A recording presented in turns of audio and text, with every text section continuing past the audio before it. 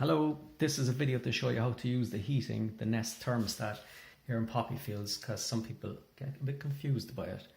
Okay, this is the dial. This is the only thing you use for the house, for the upstairs and downstairs.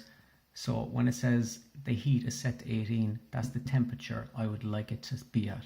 But at the moment it's, see in the corner here, 21.5 degrees in the house. That's what it is. So for instance, if I wanted to put the temperature to 23, I would come to the dial here and I would just turn this to 23.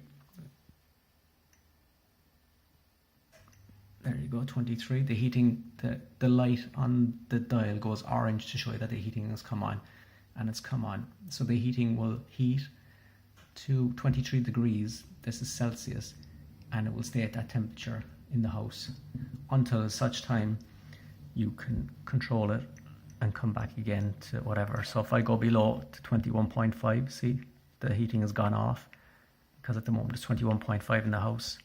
But a good temperature here for Poppyfields is usually around 19 to 20, and at night time I would say somewhere like 17 to 17 and a half, especially in the bedroom because it stays hot with the doors closed. So 17 is a nice temperature without feeling too uncomfortable.